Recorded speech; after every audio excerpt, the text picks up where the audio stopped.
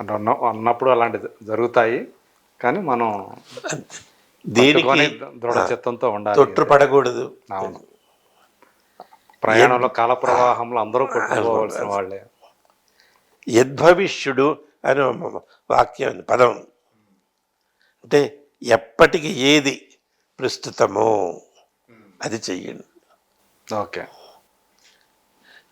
నిన్న నిజం కాదు, రేపు ఇప్పుడే రాదు, ఇవ్వాళే నీ ముందున్న సత్యం. ఇప్పుడు ఏదైతే ఏ క్షణంలో నువ్వు గడుపుతున్నావో అదే సత్యం అని చెప్పి కొంచెంసేపు అయిన తర్వాత మళ్ళీ ఇంకోటి చెప్తారు. నీకు కళ్ళకు కనపడేది సత్యం కాదు, కనపడని దాన్ని ప్రశ్నించు. ఏది ప్రశ్నించకుండా ఒప్పుకోకు.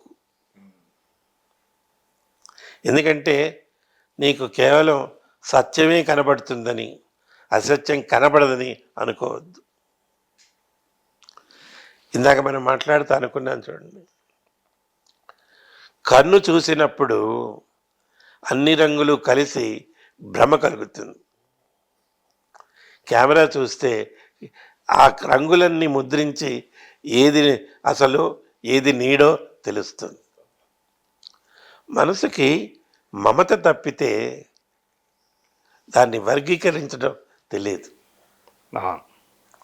మనం ఆ మనసుకి దూరంగా వెళితే సత్యాలు తెలుస్తాయి.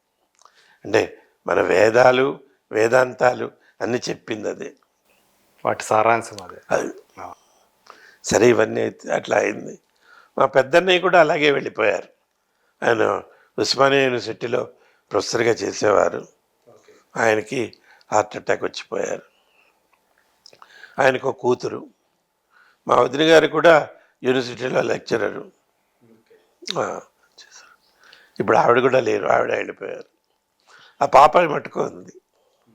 సరే, అది చదువుకుంటాను. ఆస్ట్రేలియా వెళ్ళొచ్చింది. టిస్ అని ఉంది, Tata institute of social sciences, దాని తరఫున పనిచేస్తూ ఉంటుంది. ఓకే. అంటే స్థూలంగా ఇది బ్యాక్గ్రౌండ్. అదే నేను అడిగాను. అదే అంటే మీరు న్యూస్ రీడర్ కావాలనుకోవటం అనేది మీ ఛాయిసేనా అనేది? ఛాయిస్ కాదు.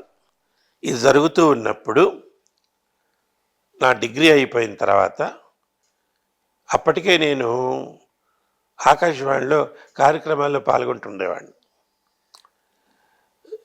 యువభారతి అని ఉండేది, దాంట్లో కవిత్వాలు రాయటం, కథలు చెప్పటం.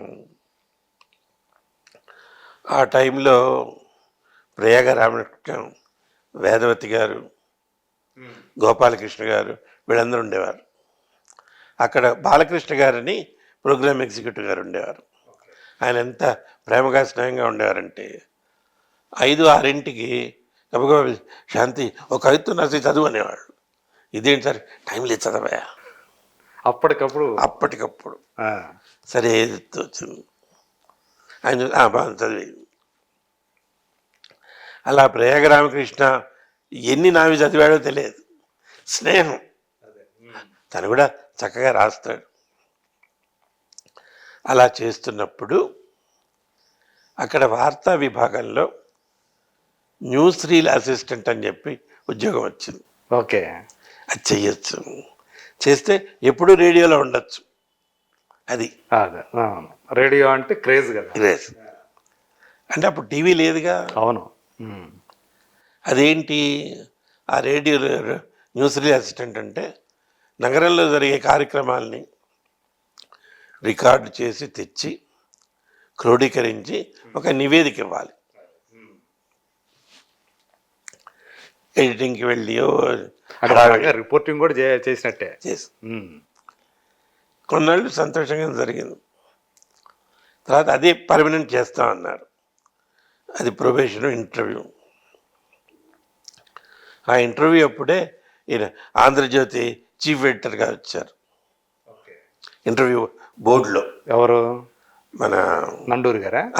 ఓకే, నండూరు రామ్మోహన్ రావు కూర్చుని అడిగి, ఆయన అడిగిన ప్రశ్న నా బాగా జ్ఞాపకం.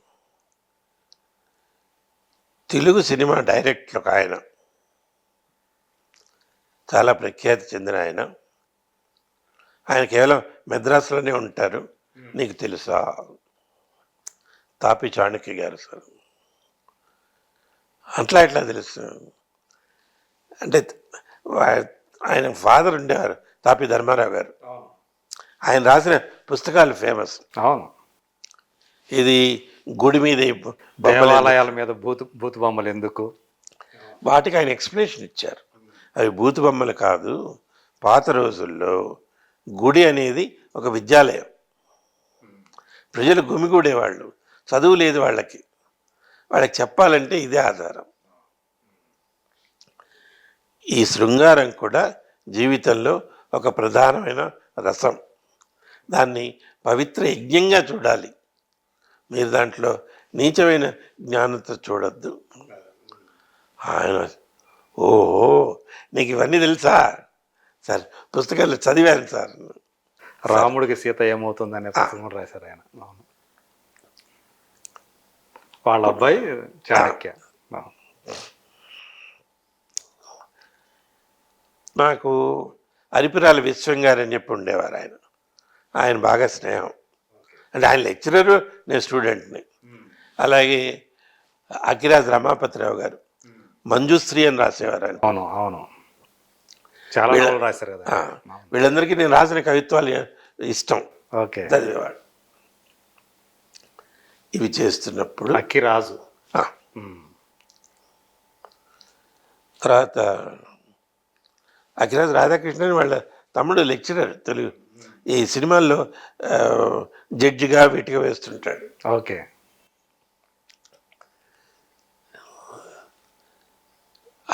చేస్తున్నప్పుడు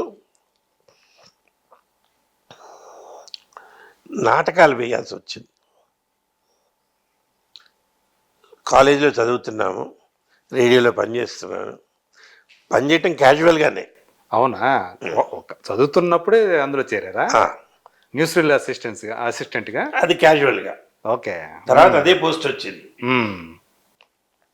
అంటే పోస్ట్ రావటానికి ముందు మేము రవీంద్ర భారతిలో నాటకాలు వేసాం. నేను రాసిన స్క్రిప్ట్. ఒకటి ఏంటంటే మూవీ ప్రొడ్యూసర్స్ అని, అంటే సినిమా ప్రొడ్యూస్ చేస్తామని చెప్పి అబద్ధాలు చెప్పి జనం దగ్గర ఎట్లా మోసం చేస్తారు. ఇది ఎప్పుడండి? 1971లో. ఇప్పుడు మనం రోజు పేపర్లలో చూస్తుంటాం. అవే ఎన్ని వార్తలు వస్తానే ఉంటాయి, అవి అట్లాంటివి ఎన్ని జరుగుతున్నాయి, అవే రిపీట్ అవుతుంది. అవును. అయినా మోసపోతూనే ఉంటారు. ఈ నాటకం ఇది ఎంతగా స్టేజ్ మీద వేసింది, నవ్వటం ఆపుకోలేదు జనం. సరే, దానికి ఏదో ప్రైజ్ వచ్చింది. దానికి ఎంతగా మెచ్చుకున్నారంటే, ఇవాళ బిహెచ్ఈఎల్లో ప్రసాద్ గారని ఒక ఇంజనీర్ ఉన్నారు. ఆయన అప్పట్లో 7 స్టార్ సిండికేట్ అని ఉండేది. ఈ స్టూడెంట్స్కి పోటీలు పెట్టేవాళ్ళు, బహుమతులు ఇచ్చేవాళ్ళు. ఈ బహుమతులకి గోల్డ్ మెడల్ ఇస్తారు. గోల్డ్ మెడల్ని అక్కినేని నాగేశ్వరరావు గారు ఇచ్చేవారు. ఓకే. స్టూడెంట్స్ ఒకసారి గొడవ చేస్తే ఆయన వచ్చి సర్ది చెప్పి ఇచ్చేశారు. ఆయన చీఫ్ గెస్ట్గా వచ్చిన రోజు ఈ నాటకం మేము వేశాం. ఈ ప్రసాద్ గారికి ఆ నాటకాన్ని ఎంతగా నచ్చిందంటే, అప్పటి నుంచి ఇప్పటిదాకా ప్రతి జనవరి 12న నాకు గ్రీటింగ్స్, స్వీట్స్ పంపిస్తారు. అవునా? ఓకే. ఎప్పుడు 1971? 2024. 2024 మొన్న కూడా. అంటే జనవరి 12 నేను పుట్టినరోజు, అది ఆయనకు గుర్తు. ఓకే. అలా అంటే అభిమానం అంత గాఢంగా ఉంటుందని. మనం ఫోన్లో వాట్సాప్లో మాట్లాడాను. సార్ ఇలా అంటే 12న నీకు పంపించింది నాకు తృప్తి ఉండదయ్యా. థ్యాంక్స్ ఏంటి, మా అబ్బాయికి నేను పంపించనా నీకు అంతే. అలాగే అది నేను ఎందుకు చెప్తున్నా, మాధ్యమం యొక్క గొప్పతనం. అదే. అలాంటి మాధ్యమంలో అది చదివి మళ్ళీ న్యూస్ రీల్ అసిస్టెంట్గా చేస్తున్నప్పుడు అప్పుడు గవర్నమెంట్ అనౌన్స్మెంట్ ఇచ్చింది. ఉమ్, అంటే దేశమంతా కూడా వాళ్ళు ఏం చేశారంటే ATS-6 అని ఒక అమెరికా ఉపగ్రహంలో ట్రాన్స్పాండర్ని అద్దెకు తీసుకున్నారు. తీసుకుని 6 రాష్ట్రాల్లో ఎంపిక చేసిన గ్రామాలు అక్కడ గ్రామీణుల కోసం ప్రోగ్రాంలు పెట్టాలి టీవీతో. ఉమ్, అది ఉత్తి ప్రతిపాదన పెట్టినప్పుడు నేను చెప్పా, ఏదో ఒక రోజు టీవీ హైదరాబాద్కి వస్తుంది, నేను చేరతా అని. మా ఫ్రెండ్స్ వీడికి ఏదో చిప్పిపోయింది, ఎక్కడ టీవీ ఎప్పుడు ఇప్పుడు ఎక్కడ వస్తుంది మనకి? సరే అలా రోజులు గడిచినాయి. నేను రేడియోలో ఉన్నప్పుడు అక్కడ వాతావరణం నాకు నచ్చలే. అంటే కొంచెం పెద్దవాళ్ళు ఉండేవాళ్ళు, వాళ్ళు పిలిచి డబ్బులు అడిగేవాళ్ళు. నేను చేసేది చిన్న ఉద్యోగం, అప్పిమ్మనేవాళ్ళు, అది తిరిగి రాదు. నాకు కోపం వచ్చింది. మా అన్నయ్య ఉండేవారు, అన్నయ్యకి చెప్పి, అన్నయ్య నేను వదిలేసి చదువుకో. MA ఇంగ్లీష్ చేశాను, central institute of English and foreign languages అని ఉంది. ఓకే. దాంట్లో చేసిన తర్వాత ఈ లోపల మన వాణిజ్య ప్రసారాలు ప్రారంభమైనవి. 1972 ఇక్కడి నుంచి మెదవాడ నుంచి వచ్చాయి. దానికి ఏంటంటే స్టూడియో ఉండదు, బయట రికార్డ్ చేసి వాళ్ళకి ఇవ్వాలి ఆడియో. హైదరాబాద్ నుంచి వచ్చే అడ్వర్టైజ్మెంట్స్లో నా గొంతు చాలా ఉంది. అర్ధరాత్రులు చేసేవాళ్ళు ఒక ఇంట్లో.